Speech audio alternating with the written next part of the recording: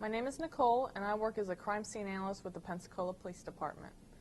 My typical day, I don't really have a typical day. My day is as different as each day. I never know what to expect when I come into work. I can start running calls as soon as I come into work, or I can have a day like yesterday where I just did lab work and caught up and wrote reports all day. So I really don't have a typical day as a crime scene analyst. When I do go to a scene, the majority of what I do is documentation. I start off and I take pictures. I take overall pictures, and then I do some mid-range pictures, some close-up pictures of items of evidence. Sometimes I'm tasked to process scenes for fingerprints.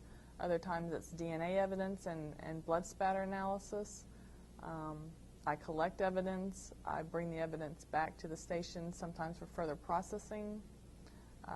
Sometimes I have to go to autopsies, and sometimes I have to testify in court.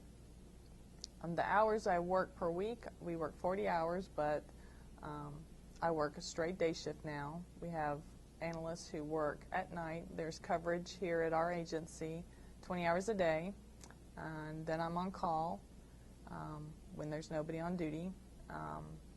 And the stress level, it can be very relaxed to very intense. There's the whole gamut of, depending on what type of call it is. Burglary calls are somewhat less stress, but some of the death investigations can be very high stress, and so I truly do not have a typical day at work.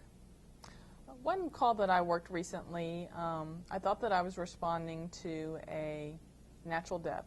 The call came in, unresponsive male on the floor of a bedroom. Patrol responded. They called for my assistance. I came to the scene and I started my normal procedure, documenting the scene with photographs, taking notes.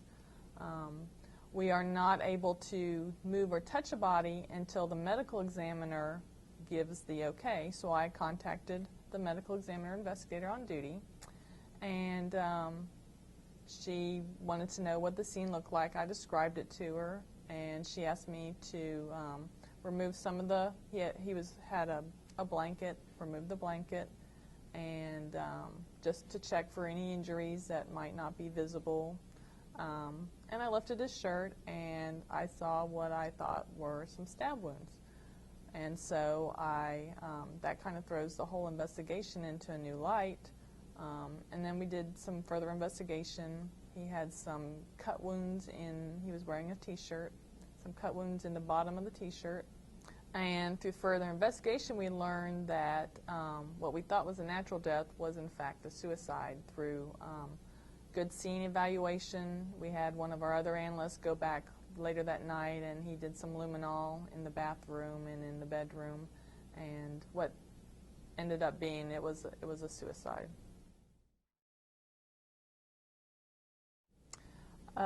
The education requirements to be a crime scene analyst, there is nothing specific. The majority of the analysts in my office do, however, have criminal justice degrees, which would be a very good degree, and you can even specialize sometimes in forensics, so that would be a helpful thing to have. My educational background is anthropology. Another analyst in our office, her educational background is communications. So it's just, there's a wide variety of educations that you can have. I think that you do need to at least have a 4-year degree to be competitive in this field. I don't know the agency that I work for requires a specific amount of education, but the more education you have, the better you are in trying to achieve a job as a crime scene analyst. There are no specific licenses. I am certified with a professional agency, and several of our analysts are, but it's not something that is required. It's just something additional that I felt I needed to do. And skills needed, attention to detail, being able to analyze scenes and look outside the box. Sometimes the cases that we work are quite complex and requires thinking outside the box.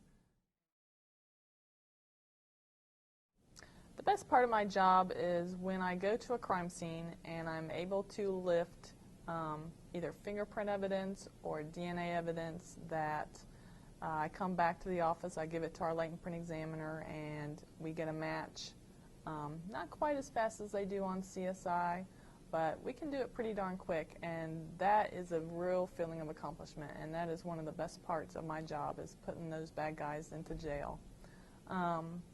One of the worst parts is probably having to deal with some of the sights and smells that I have to deal with. When we've worked death investigations where it's been a suicide and the top of the head is gone, or it's a decomp and they've been in a house closed up for 2 weeks, and the odor can be quite overwhelming. Those are probably some of the worst parts, and seeing what one human being can do to another human being. We've worked several child abuse cases here recently where it's just amazed me, you know, what people who care for children are doing to these children. So that's probably the worst, is having to deal with issues with children and some of the death investigations that I work. Okay, some of the final advice that I have is my job is not like it is portrayed on the show CSI. CSI is a science fiction show, not reality TV. Some of the equipment that they depict on that show is not realistic. Some of the turnaround times are not realistic. And then other things that I have to deal with are the long hours, the working holidays and weekends, and getting called out in the middle of the night. Lack of sleep can be an issue sometimes too. So there are many things to consider if somebody truly wants to be a crime scene analyst. And if you can volunteer with the medical examiner's office or with an agency through an internship and just get some experience and find out that this is really a career that you can do, that you can handle both mentally and physically, that would be my best advice, is